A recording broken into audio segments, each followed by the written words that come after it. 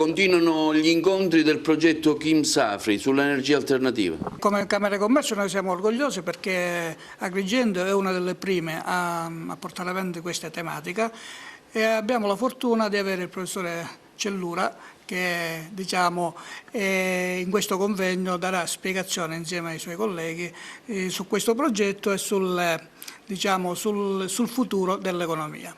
Quindi siamo orgogliosi e auguriamo buon lavoro a tutti gli intervenuti.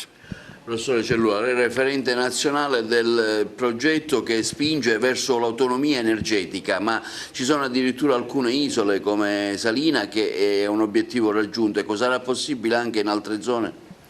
Allora, faccio un brevissimo inciso. In questo momento in Europa, grazie all'impulso della Commissione europea, si parla di New Green Deal, cioè c'è un accordo per decarbonizzare l'Europa da qua al 2050, quindi ridurre drasticamente, addirittura annullare il contenuto di carbonio. Questo implica una transizione energetica, una rivoluzione tecnologica che è in atto e che dovrà rafforzarsi.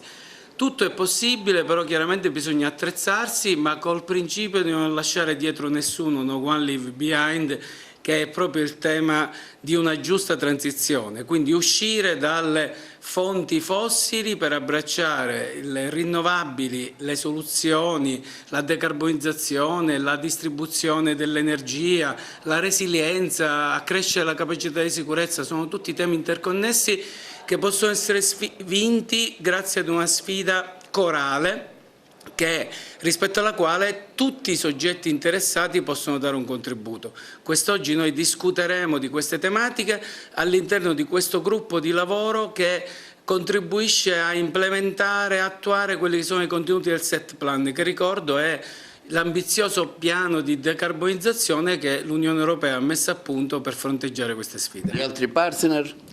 Il Kim Safri ha visto come partner principali la Regione, il CNR, l'Università di Palermo ovviamente, e il Malta College of Art and Science e un'agenzia energetica regionale maltese. Dopo 4 anni dalla fine delle attività sperimentali si continua a lavorare in questo settore, si continua a divulgare, informare e formare in questo contesto che penso sia veramente nevralgico per il futuro dell'economia europea e anche di questo territorio.